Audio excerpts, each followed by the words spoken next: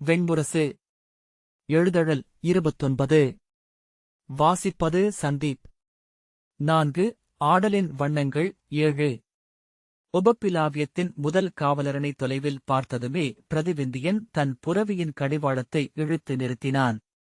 இரு முன்கால்களை தூக்கி அறைந்து தலை திருப்பிக் கனைத்து அது அரைவட்டமாக சுழன்று நிற்க அவனைத் தொடர்ந்து வந்து கொண்டிருந்த சதானிகனின் புரவி மேலும் 4 அடி வைத்து சுழன்று நின்றது. அவர்களுக்குப் பின்னால் எடை மிகுந்த குழம்புகள் மண்ணில் அரைந்தொலிக்க வந்து கொண்டிருந்த சுதசோமன் விரைவழிந்து நின்று பெருமூச்சு விட்டு உடல் தளர்ந்து நகர் எல்லை தொடங்கிவிட்டது என்றான். பிரதிவிந்தியன் சாலையை பார்த்தபடி, ஆம், ஒரு நாழிகைக்குள் நகர் வந்துவிடும். மிகச்சிறிய நகர் என்று எண்ணுகின்றேன் என்றான். சதானேகன் நகர் என்றே இதை சொல்லவியலாது என்றார்கள். ஓர் எல்லைக்காவலரன் காலப்போக்கில் ஊரென்றாகியது. விராடபுரி இதை மச்சர்களுக்கு எதிராக நிலைநிறுத்துகிறது. சுதசோமன் உடலை நெளித்து, ஆனால் இப்போது அங்கு நம் படைகள் இருப்பதனால் அடுமனை பெரிதாகவே இருக்கும். சென்றதுமே அமர்ந்து வயிறு நிறைய உண்ண வேண்டும். நெடும்பொழுது வந்திருக்கிறோம். வழியில் 2 இடங்களில் மட்டுமே சிற்றுணவு. ஓநாய் போல பசிக்கிறது என்றான். அவனை சற்று சலிப்புடன் பார்த்தபின் திரும்பி அப்பால் வந்து கொண்டிருந்த சுருதகீர்த்தியையும் சுருதசேனனையும் பார்த்து, பேசிக்கொண்டே வருகிறார்களோ என்றான் பிரதிவிந்தியன். சதானேகன் ராகவராமனும் லக்ஷ்மணனும் போல அவர்கள் என அவர்களே எண்ணிக்கொள்கிறார்கள் என்றான். அவர்களின் புரவிகள் எழுப்பிய பொடித்திரைக்கு அப்பால் யோதேயனும் சர்வதனும் நிர்மித்திரனும் வந்தனர். அனைவரும் களைத்திருந்தனர். ஒவ்வொரு உறுப்பும் வெவ்வேறு தரங்களில் களைப்படைகிறதா என பிரதிவிந்தியன் எண்ணிக்கொண்டான். அவர்கள் ஒவ்வொருவரும் புரவியில் ஒவ்வொரு முறையில் சாய்ந்தும் ஒசிந்தும் அமர்ந்திருந்தனர். அவர்கள் அணுகியதும் சேர்ந்தேதான் வரவேண்டுமோ என்றான் பிரதிவிந்தியன். சுருதகீர்த்தி, நாம் ஒன்றும் பேசாமல் சற்று நேரம் இருந்தாலே 3 குழுக்களாக ஆகிவிடுகிறோம் என்றான். சுதசோமன், எல்லா குழுக்களிலும் எனக்கு நுழைவொப்புதல் உள்ளது மூத்தவரே என்றான். சுருதசேனன் மெல்ல, உணவுண்ணும் பொழுதுகளில் என்றான். சதானேகன் புன்னகைக்கு சுதசோமன் திரும்பி நோக்கி முறைத்தான். சுருதகீர்த்தி, நகர் எல்லை வந்துவிட்டது மூத்தவரே. காவலர்களில் 2 மட்டுமே உள்ளனர், அவர்கள் விராட வீரர்கள் என்றான். அவர்களின் ஒருவன் கன்னத்தில் சிறிய மச்சம் ஒன்று இருந்திருக்குமே என்று சதானேகன் கேட்டான். சுருதகீர்த்தி, ஆம், சற்று அகவை முதிர்ந்தவனின் கன்னத்தில் என்றான். அவன் மைந்தன் ஒருவன் கீழே நின்றிருக்கிறான். சதானேகன் நகைத்து சுதசோமனிடம், நோக்குந்தோறும் கூர்த்தீட்டப்படும் விழிகள் என்றான். ஆசிரியர் சொல்வதுண்டு, கூர்விழி கொண்டவை சிறியவற்றை மட்டுமே நோக்கும் தீயுள் கொண்டவை என என்றான் சுதசோமன். சுருதகீர்த்தி, இதற்கெல்லாம் என்னால் மறுமொழி சொல்ல முடியும் என்றான். பிற மூவரும் அருகணைந்து புரவிக்கடிவாளத்தை இழுத்து நின்றனர். அவர்களைச் சூழ்ந்து எழுந்த செம்மண் பொடிப்படலம் மெல்ல அடங்கியது. புரவிகள் பெருமூச்சு விட்டன. அவற்றின் வாயிலிருந்து நுரை வழிந்தது. ஒரு புரவி தும்மலோசையிட்டு தலையை குலுக்க மணியோசை எழுந்தது. இன்னொரு புரவி காலை தட்டியபடி சுழல முயன்றபோது இதயன் அதை கடிவாளத்தை இழுத்து அடக்கினான். பிரதிவிந்தியன், இந்நகரில் அரசகுடியினர் என்று யாரிருக்கிறார்கள்? கோட்டை எவர் காவலில் என்றான்.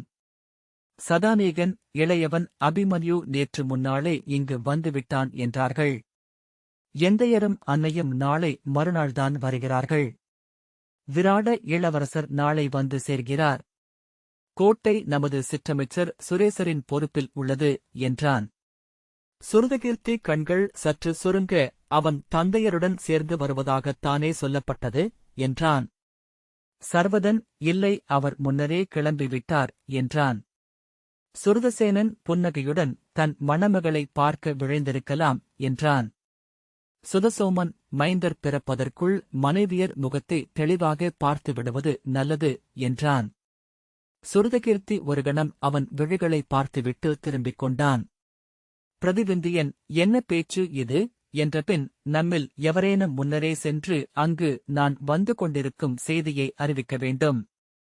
18 ஆண்டு அகவை நிறைந்த பின்னர் இந்திரபிரஸ்தத்தின் எல்லை கடந்து நான் செல்லும் முதல் நகர் இது. பட்டத்து இளவரசனுக்குரிய முறைமைப்படி நான் இங்கு வரவேற்கப்பட வேண்டும். கோட்டை முகப்பில் என் கொடி எழ வேண்டும். கோட்டைக் காவலர் அணினரைக் கொண்டு படைக்கலங்கள் தாழ்த்தி வரவேற்க வேண்டும். அரசகுலத்தார் ஒருவர் வந்து என்னை எதிர்கொண்டு அழைத்துச் செல்ல வேண்டும் என்றான். சதானீகன் யோதேயனிடம் தாங்களே சென்று சொல்வதே முறை, மூத்தவரே என்றான். சுதசோமன் ஆம், அவர் செல்வது மூத்தவர் செல்வதற்கு நிகர் என்றான். நிர்மித்ரன் புன்னகைத்தான். யோதேயன் ஆம், நான் சென்று அபிமன்யுவிடம் சொல்கிறேன் என்றான். நூல்களில் என்ன சொல்லப்பட்டிருக்கின்றென்று எடுத்துரைக்கிறேன். சுருதசேனன் சொல்ல வேண்டிய முறைப்படி சொல்ல வேண்டும். அவன் எந்நிலையில் இருக்கிறான் என்று எவரும் சொல்ல முடியாது. இளமைந்தனாகவா, இரக்கமற்ற வில்லவனாகவா, எவ்வொருவை அணிந்திருக்கிறான் என்பதை அவனே சொல்லிவிட முடியாது என்றான். யதேயன் நான் பார்த்துக் கொள்கிறேன் என்றான். பிரதிவிந்தியன் சர்வதனிடம் நீயும் உடன் செல் என்றான். சர்வதன் ஆம் மூத்தவரே, அவ்வாறே எண்ணுகிறேன் என்றான். சுதசோமன் நாம் அனுப்பாவிட்டாலும் அவன் கிளம்பிச் செல்வான். எண்ணியிருங்கள், நாம் நகர் நுழையும்போது நம்மை எதிர்கொள்ள வரும் கூட்டத்தில் அவன் இருக்க மாட்டான். நேராக அடுமனைக்குச் சென்றால் மட்டுமே அவன் உண்டு எஞ்சிய உணவை நாம் கைப்பற்ற முடியும் என்றான். பிரதிவிந்தியன் மந்தா, மீண்டும் உணவைப் பற்றி ஒரு சொல்லும் எடுக்க உனக்கு ஒப்புதலில்லை. சலித்துவிட்டேன் என்றான். சதானீகன் சிரித்து உணவைப் பற்றி பேசாதே என்ற ஆணை பிறக்காத ஒரு நாள் நம்மிடையே இல்லை. உணவைப் பற்றிய பேச்சொழிந்த பொழுதும் இல்லை என்றான். சுதசோமன் ஏன் பேசக்கூடாது? நானே மூத்தவரின் பேச்சில் சலிப்புற்றிருக்கிறேன். ஏடுகளுடன் புலவர்களும் முழவுகளுடன் சூதர்களும் இருபுறமும் கண்ணுக்குத் தெரியாமல் தொடர்ந்து வருகிறார்கள் என்று எண்ணிக்கொண்டு ஒவ்வொரு சொல்லையும் எடுக்கிறார். எனக்கே எளிதாகவும் இயல்பாகவும் எவராவது பேசினால் புரிந்து கொள்ள முடியாமல் ஆகிவிட்டது என்றான். பிரதிவிந்தியன் போதும், செல்வோம் என்று சொல்லி புரவியை இழுத்து முன்னால் சென்றான். சுதசோமன் உணவுண்பதில் பிழை என ஏதுமில்லை. எந்தை உண்ணாத உணவையா நான் உண்கிறேன் என்றான். தந்தையரின் நினைவு அவர்கள் அனைவரின் விழிகளையும் கனிவு கொள்ளச் செய்தது. சீராக குளம்படிகள் ஒலிக்கச் சென்ற புரவிகளின் மீது தலை குனிந்து தோள் தளர்ந்து கடிவாளத்தை மெல்ல பற்றியபடி அவர்கள் சென்றனர். சற்று நேரத்திற்குப் பின் சுருதசேனன் எந்தை எப்படி இருக்கிறார் என்று தெரியவில்லை. 13 ஆண்டுகளுக்கு முன் நிகரிலா அழகனாக தெரிந்தார் என்றான். சுருதகீர்த்தி சிரித்து இப்போது முதுமையின் அழகு கொண்டிருப்பார் என்றான். சுதசோமன் எந்தை முதுமை கொண்டிருக்க மாட்டார் என்று எண்ணுகிறேன். ஐம்புலன்களிலும் இறுதி வரை கூர் மழுங்காதது நாவு மட்டுமே. சுவை தேர்ந்து உண்ணவும் சுவை சமைத்து எடுக்கவும் திறன் கொண்டவர் அவர். உணவு அவரை ஆற்றல் குன்றாது வைத்திருக்கும் என்றான். அவர் திரும்பி வந்ததுமே இவர்கள் மூவருக்கிடையே உணவுக்கான போர் தொடங்குமென நினைக்கிறேன் என்றான் சுருதகீர்த்தி. சதானீகன் தந்தையர் ஐவரைப் பற்றி நான் அடிக்கடி எண்ணுவதுண்டு. நம் சித்தத்தின் காலமின்மையில் அவர்கள் செதுக்கப்பட்டிருக்கிறார்கள். அப்பால் காலத்தின் பேரொழுக்கில் சென்று கொண்டும் இருக்கிறார்கள். நேரில் காண்கையில் நாம் திகைத்து சொல்லிழப்போம் என்பதில் ஐயமில்லை என்றான். ஆனால் இரண்டாவது தந்தை மட்டும் மலைகளைப் போல மாறாடல் கொண்டு எப்போதும் இருப்பார் என்று என் உள்ளம் சொல்கிறது. சுருதசேனன் இணையாக புரவியில் வந்து கொண்டிருந்த சதானீகனையும் நிர்மித்ரனையும் பார்த்து காம்பிலியத்தில் ஒரு சுவரோவியம் உள்ளது. பாஞ்சால அரசி மணங்கொண்ட காட்சி. அதில் தந்தை நகுலர் இவர்கள் உருவில் இருந்தார் என்றான். திரும்பிப் பார்த்த சுருதகீர்த்தி ஆடிப்பாவைகள் போல இரண்டாகிவிட்டார் என்ற பின் ஒருமுறை சதானீகன் ஏரியில் குனிந்து முகம் கழுவிக் கொண்டிருந்தான். சரிவரங்கி வந்த நான் இவர்கள் இருவரும் அங்கே பேசிக் கொண்டிருப்பதாக எண்ணி மயங்கிவிட்டேன் என்றான். பிரதிவிந்தியன் திரும்பி கடுகடுத்த குரலில் இருவரும் இணைந்து நிற்கலாகாதென்று ஆணையிட்டிருக்கிறேன் அல்லவா? விழிக்கோள் பட்டுவிடப் போகிறது என்றான். பொறுத்தருள்க மூத்தவரே என்றபடி சதானீகன் விலகி சுருதசேனனின் அருகே சென்றான். சுதசோமன் நானும் சர்வதனும் மற்போரிடுகையில் என ஏதோ சொல்லத் தொடங்க இரட்டையொருவர் எவராயினும் சேர்ந்து பிறர் விழிமுன் நிற்கலாகாது. இது என் ஆணை என்றான் பிரதிவிந்தியன். சுதசோமன் அவ்வண்ணமே என்றான். ஏற்கனவே வேண்டிய விழிக்கோள் உள்ளது. இளவரசர்களாகவா வாழ்கிறோம் இன்று என முணுமுணுத்தான்.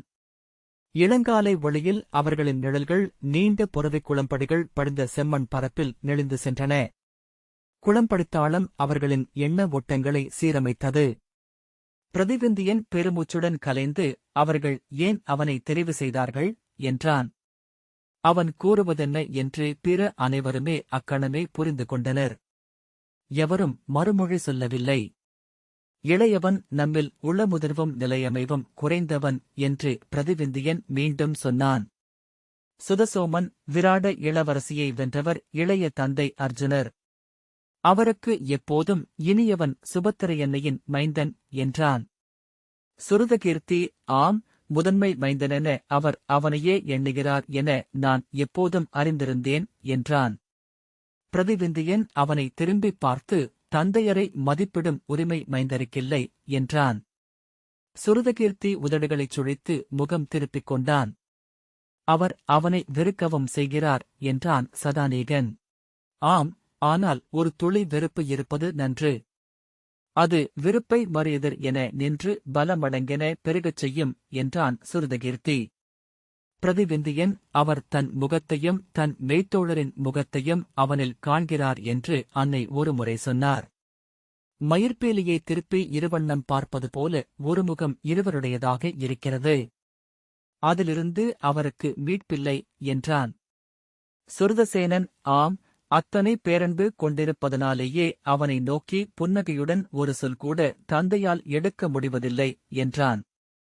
சுதசோமன் நகைத்து, தெய்வங்களை அஞ்சுவது போல மனிதர்கள் அன்பையும் அழகையும் அஞ்சுகிறார்கள் என்றான். பின்னர் அவனே தனக்குள் என மகிழ்ந்து, மூத்தவரே, இம்மண்ணில் மானுடர் அஞ்சாத ஒரே தெய்வம் அன்னம்தான் என்றான். சுருதகீர்த்தி நகைத்து, மூத்தவரைப் போலவே பேசத் தொடங்கிவிட்டீர்கள் என்றான். பிரதிவிந்தியன் திரும்பி சுதசோமனை பார்த்தபின், அவ்வப்போது இவனும் உகந்த சொற்களை சொல்லத் தொடங்கியிருக்கிறான் என்றான். இளையவனே, எண்ணிக்கொள். பேரழகும் பேரன்பும் தெய்வங்களுக்குரியவையே. தெய்வங்களுக்குரியவை மானுடருக்கு உவகையை அளிப்பதில்லை. பெருந்துயரை, பேரச்சத்தை, எல்லையற்ற அலைக்கழிப்பை மட்டுமே அளிக்கின்றன. ஆனால் அவை தெய்வமிழும் கணங்கள் என்பதனால், அவற்றை தொட்டதுமே மானுடத்தின் எல்லைகளை கடந்துவிடுவதனால் மானுடர் அவற்றைத் தேடிச் சென்று கொண்டிருக்கிறார்கள். எரியிலிருந்து விலக விட்டில்களால் இயலாது என்றான். சதானீகன், அபிமன்யு இந்த திருமணத்தை ஒரு பொருட்டென எண்ணவில்லை என்றுதான் நான் அறிந்தேன் என்றான். சுருதகீர்த்தி, அவனுக்கு எப்போதுமே பெண்கள் ஒரு பொருட்டில்லை. தந்தையின் நேர்குருதி அவனே. மாதலரின் குருதியும் கூட. தந்தைக்கு பெண்கள் பொருட்டல்ல, அவர் தோழருக்கு பெண்களன்றி பிறிதொன்றும் பொருட்டில்லை என்கிறார்கள் என்றான். நாம் தந்தையரை களியாடுவது எதற்காக? நம்மை அவர்களிடமிருந்து விடுவித்துக் கொள்ள விழைகிறோமா? அல்லது அவர்களே நாம் என்பதன் எளிமையுணர்வை அதைக் கொண்டு கடக்கிறோமா என்றான் சதானீகன். நாம் அபிமன்யுவைப் பற்றி பேசிக் கொண்டிருந்தோம். அபிமன்யுவின் பெயர் மீண்டும் பிரதிவிந்தியனை முகம் சுருங்கச் செய்தது. பிறர் ஒருவருக்கொருவர் விழிகளால் நோக்கியபின் அவனிடம் மீண்டும் சொல்லெடுக்க வேண்டாமென்று முடிவு செய்தனர். குளம்படி ஓசைகள் மட்டும் சாலையில் ஒலித்தன. பிரதிவிந்தியன் நீண்ட நேரத்திற்குப் பின் அந்த அமைதியை உணர்ந்து, இளையோனே, நெடுங்காலத்திற்கு முன் பாண்டுவின் மைந்தர் என்னும் அடையாளம் மட்டுமே கொண்டிருந்த நம் தந்தையருக்கு மீண்டும் அரசிளங்குமரர்கள் என்னும் இடத்தை அளித்தது பாஞ்சாலத்தின் மனோரவு. படை கொண்டவர்களாக, உறவு சூழ்ந்தவர்களாக அவர்களை அது மாற்றியது. பின்னர் அவர்கள் அடைந்த அத்தனை வெற்றிக்குப் பின்னாலும் துருபதர் இருந்தார். இன்று உபபாண்டவர்களில் முதல் மணம் கொள்பவன் அபிமன்யு. துருபதர் இருந்த இடத்தில் இன்றிருப்பவர் விராடர் என்றான். அவன் சொல்ல வருவதென்ன என்பதை அனைவருமே புரிந்து கொண்டனர். அவர்கள் கண்களில் அத்திகைப்பை பார்த்தபின் பிரதிவிந்தியன் சொன்னான். விராடபுரியில் மாற்றொரு கொண்டு நுழைந்ததுமே நம் சிறிய தந்தை சகதேவர் அவள் பிறவி நூலை நோக்கி பேரரசின் முதலரசியாக அமர்வாள் என்றும் அவள் வயிற்றில் பிறக்கும் மைந்தனே இந்திரபிரஸ்தத்தின் அரசனாகவும் அவன் குருதியினரே நம் கொடிவழியினராகவும் ஆவார்கள் என்றும் கணித்திருக்கிறார். சதானீகன், அவ்வாறென்றால் ஏன் அவளை அவனுக்கு என முடிவெடுத்தார்கள் என்றான். சுதசோமன், மூத்த தந்தையின் இடத்தில் நான் இருந்தால் அதையே செய்திருப்பேன். ஒரு மன உறவினூடாக அவர் யாதவர்களையும் விராடர்களையும் ஒருங்கிணைத்திருக்கிறார். மூத்தவரே, இன்று நமக்கிருக்கும் 2 படைப்புலங்கள் அவர்கள் மட்டுமே என்றான். பிரதிவிந்தியன் நீண்ட பெருமூச்சு விட்டு, ஆம், எம்முடிவாயினும் அது எந்தையால் எடுக்கப்படும் என்றால் மறுசொல் எழமுடியாத தெய்வ ஆணையும் ஊழின் தொடரும்தான் என்றான். உபப்பிலாவியத்தின் கோட்டை வாயிலில் சுரேசர் காலை வெயிலில் வழிந்த வியர்வையுடன் மேலாடையால் முகத்தை விசிறியபடி காத்திருந்தார். தொலைவில் பிரதிவிந்தியனின் புரவி தெரிந்ததும் கோட்டைக்கு மேல் 2 முரசுகள் முழங்கத் தொடங்கின. பிரதிவிந்தியனுக்குரிய ஆலிலைக் கொடி மேலேறியது. சுரேசர், அனைவரும் சித்தமாகுக என்றார். யுதேயன், இத்தனை வீரர்கள் மட்டும்தானா என்றான். சுரேசர் சலிப்புடன், இக்கோட்டையின் காவலர்கள் அனைவரும் இங்கு வந்துவிட்டார்கள். அரண்மனைக் காவலரை இங்கு கொண்டு வந்தால் அரண்மனை காப்பற்றதாக ஆகும் என்றார். யூதேயன் நிறைவின்மையுடன் தன்னைச் சூழ்ந்து நின்ற காவலர்களை பார்த்தான். அவர்களில் இந்திரபிரஸ்தத்தில் இருந்து வந்தவர்கள் மட்டுமே முறைமைகள் பயின்றவர்களாகவும் ஆகவே பதற்றமற்றவர்களாகவும் இருந்தனர். விராட வீரர்கள் ஒருவரையொருவர் பார்த்துக் கொண்டும் தங்கள் உடைகளையும் படைக்கலங்களையும் சீரமைத்துக் கொண்டும் காற்றில் கிளைகளென அசைந்தபடியே இருந்தனர். ஒருவன் தேவையில்லாமல் இழுத்துக் கொண்டிருந்தான். ஒரு முதியவர் மூக்கை விரலால் நோண்டிக் கொண்டிருந்தார். பிரதிவிந்தியன் புரவியின் விரைவை குறைத்து சீர்நடையில் காற்றில் பஞ்சன கோட்டை நோக்கி வந்தான். சுரேசர் பிற எதையும் கற்கவில்லை என்றாலும் இதில் மட்டும் தேர்ந்திருக்கிறார் என்றார். யுதேயன், அவர் இந்திரபிரஸ்தத்தின் பட்டத்து இளவரசர். இச்சொற்கள் அவரைப் பற்றியதென்றால் அது அரச குற்றம் என்றான். சுரேசர், இந்திரபிரஸ்தம் என்னும் அரசு இன்றில்லை என்றார். யோதேயன் முகம் சினத்தில் சிவந்தது. பின்னர், இதை தாங்கள் பாண்டவ அரசர்களிடம் சொல்ல முடியுமா என்றான். எங்கும் எண்ணியதை சொல்வதற்கு பெயர்தான் அமைச்சுப்பணி என்று சொன்ன சுரேசர், இந்த முறைமைகள் எவைக்கும் இவர் உரியவரல்ல. இளைய மைந்தர் ஒருவரின் விழைவென்பதால் மட்டுமே இது இங்கு அமைக்கப்படுகிறது. பாண்டவர்கள் எந்த நிலத்தின் மேலும் முற்றுரிமை கொண்டவர்கள் அல்ல. இச்சிறு கோட்டையின் அரியணையில் விராடரின் மணமுறை பொருட்டே யுதிஷ்டிரர் அமர்ந்திருக்கிறார். இது விராட இளவரசி உத்தரையின் உரிமை நெடர். அவளை மணம் கொள்பவருக்குரியது. பட்டத்து இளவரசருக்கு இங்கு எந்த முறையுரிமையும் இல்லை என்றார். யுதேயன் தணிந்து, பொறுத்தருள்க அந்தணரே, அவரிடம் அதை சொல்ல வேண்டியதில்லை. தங்கள் வாயிலிருந்து இச்சொற்களை அவர் கேட்டால் வருந்துவார் என்றான். சுரேசர் மெல்ல தணிந்து புன்னகைத்து, அரண்மனையிலிருந்து இந்த எதிர்வெயிலில் இத்தனை விரைவாக இங்கு வந்தது என்னை சற்று நிலையழியச் செய்தது போலும் என்றார். யுதேயன், முறைமைகளினூடாகவே தன் முதன்மையை அவர் நிறுவிக் கொள்ள வேண்டியிருக்கிறது என்றான். பிரதிவிந்தியன் கோட்டை முகப்பை அடைந்ததும் தலைமை காவலர் இருவர் முன்னால் சென்று தங்கள் வேல்களை நிலம் தொட தாழ்த்தி தலைவணங்கினர். காவலர் தலைவன், இந்திரபிரஸ்தத்தின் இளவரசருக்கு வணக்கம். உபபிலாவியம் தங்களை பணிந்து எதிர்கொள்கிறது என்று முகமன் உரைத்தான். சுரேசர் கைகூப்பியபடி அருகணைந்து, வருக இளவரசே. இங்கு நிகழவிருக்கும் மங்கலத்திற்கு முதலெழுகையாக தங்கள் வருகை அமையட்டும் என்றார். பிரதிவிந்தியன் புரவியிலிருந்து இறங்கி கைகூப்பியபடி நடந்து வந்து, மகிழ்கிறேன் அமைச்சரே. இக்கோட்டை சிறிதெனினும் என் நினைவில் என்றும் இருக்கும் என்றான். அவனுக்குப் பின்னால் புரவியிலிருந்து இறங்கிய சுதசோமன் சுரேசரிடம், இங்கு குறைவான இடம்தான் இருக்கும் போல் தோன்றுகிறதே. இங்கா இளையவனின் மன நிகழ்வு நிகழப்போகிறது? பெரிய அடுமனை ஒன்றை அமைப்பதற்குக் கூட இடமில்லை என்றான். சிறிய அடுமனையிலேயே வேண்டிய அளவு சமைக்க முடியும் என்றார் சுரேசர். சதாநேகனும் சுருதசேனனும் புரவியிலிருந்து இறங்கி சுரேசரை வணங்கினர். சுருதகீர்த்தி புரவியில் அமர்ந்தபடி கோட்டையை இருமருங்கும் விழியோட்டி நோக்கிய பின், சிறிய திருத்தங்கள் வழியாக இதை அழகும் காவலும் கொண்டதாக ஆக்க முடியும். இருபக்கமும் 4 காவல் மேடைகளை மரத்தால் அமைக்க வேண்டும் என்றான். நெடும்பயணம், இளைப்பாறிய பின் பேசுவோம். வருக என சுரேசர் அவர்களை நகருக்குள் இட்டுச் சென்றார். அப்போதும் உபப்பிலாவியத்தின் தெருக்களில் அலங்காரப் பணிகள் நடந்து கொண்டிருந்தன. பாவட்டாக்களுக்கான மூங்கில்களையும் தோரணங்களுக்கான கொடிசரடுகளையும் கட்டும் ஏவலர்கள் பணிகளை நிறுத்தி புறவியில் தெருக்களினூடாகச் சென்ற இளவரசர்களை திரும்பிப் பார்த்தனர்.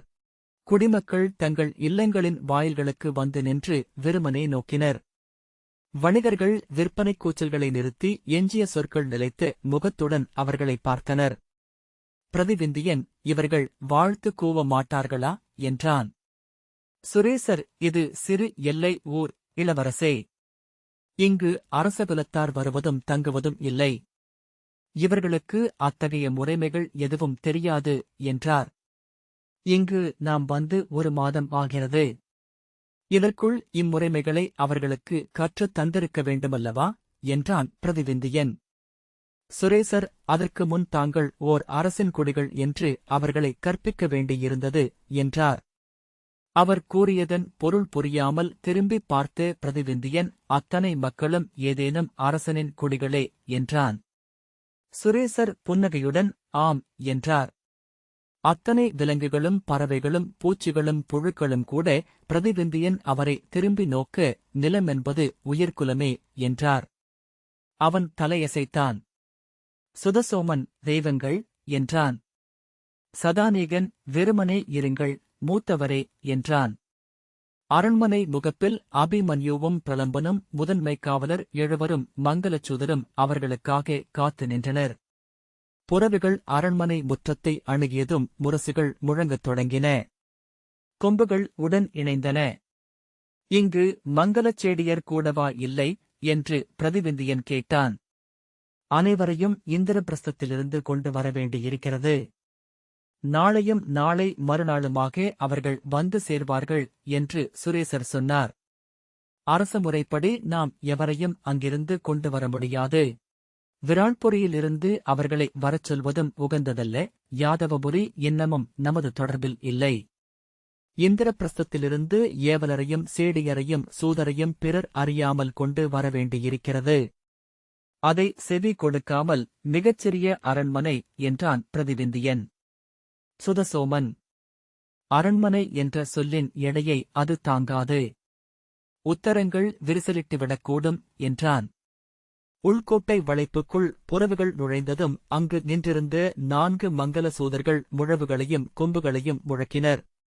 அபிமன்யு வணங்கியபடி அருகணைந்து தலைப்பணிந்து, மூத்தவரை உபபிலாவியத்திற்கு வரவேற்கிறேன். இவ்வரண்மனை தங்கள் வருகையால் நிறைவு கொள்க என்றான். பிரதிவிந்தியன் இறங்கி, தந்தையர் நாளை வருகிறார்கள் என்றார்கள் என்றான். ஆம், நாளை மறுநாள் முதல் இங்கு வருகையாளர் பெருகத் தொடங்குவார்கள் என்று அபிமன்யு சொன்னான். சதானீகன், நீ களம் கண்டு வென்ற செய்தியை இந்திரபிரஸ்தத்தில் சூதர்கள் பாடினார்கள் என்றான். அபிமன்யு, கேட்க ஆவல் கொண்டிருக்கிறேன். ஒவ்வொரு நாளும் நான் அடைந்த வெற்றிகள் பெருகிக் கொண்டிருக்கின்றன. இன்னும் சில ஆண்டுகளுக்குப் பின் நான் வெல்ல பாரத வருஷத்திலேயே மன்னர் எஞ்ச மாட்டார்கள் என்று தோன்றுகிறது என்றான்.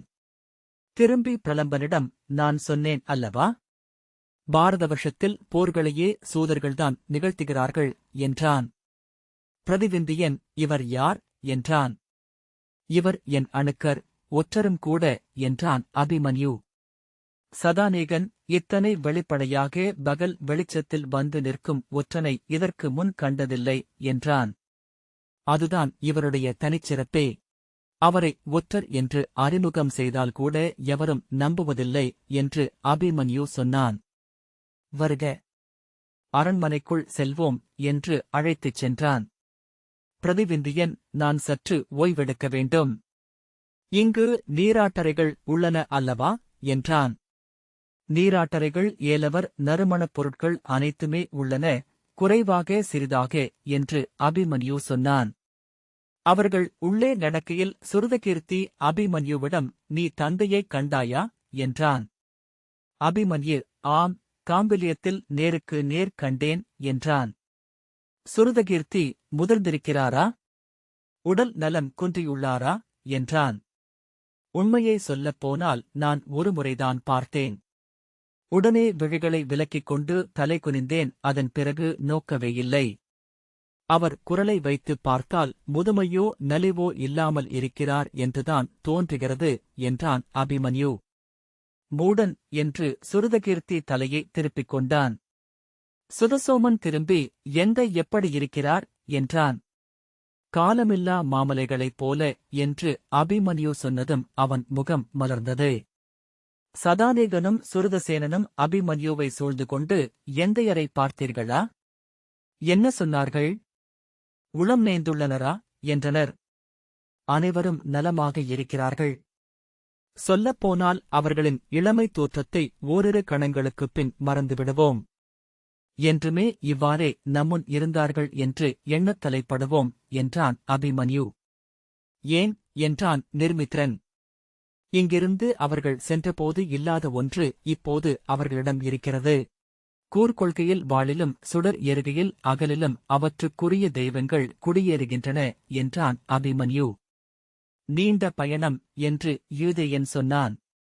13 ஆண்டுகள் கானுரை வாழ்வென்பது எவரையும் அழைக்கும். அழிக்கப்படாதவர்கள் மறுபிறப்படுத்தவர்கள். சுதசோமன், எந்தை நம்மிடம் முழுமையாக மீளமாட்டார் என்று தோன்றுகிறது என்றான். நான் விந்தையான ஒரு உணர்வை அடைந்தேன் என்று பிரலம்பன் சொன்னான். அவர்கள் திரும்பி நோக்க, பாண்டவ மூத்தவர்கள் இங்கிருந்து செல்லும்போதிருந்த உருவில் நீங்கள் எஞ்சுகிறீர்கள். பட்டத்து இளவரசர் பிரதிவிந்தியரும் இதேயரும் அரசர் யுதிஷ்டிரரைப் போன்று இருக்கிறார்கள். சுதசோமரும் சர்வதரும் இளைய பீமசேனரைப் போல. இளவரசர் அபிமன்யுவும் சுருதகீர்த்தியும் அர்ஜுனரைப் போல. நிர்மித்ரரும் சதானேகரும் நகுலரைப் போல. சுருதசேனர் சகதேவரின் உருவம். தங்களை உங்கள் வடிவில் இங்கு விட்டுவிட்டு கிளம்பிச் சென்று பிறிதென்றன ஒருமாறி மீண்டும் வந்திருக்கிறார்கள். அவன் எண்ணியதற்கு மாறாக அவர்கள் அனைவரும் ஆழ்ந்த அமைதியை அடைந்து ஓசையின்றி நடந்தனர். பிரலம்பன் தான் பிழையாக ஏதேனும் சொல்லிவிட்டோமா என எண்ணினான். ஆனால் அந்த ஒப்புமையின் இனிமை அவன் நெஞ்சிலிருந்தமையால் அதை பொருட்படுத்தவும் தோன்றவில்லை. இந்த வாசிப்பை கேட்டதற்கு நன்றி.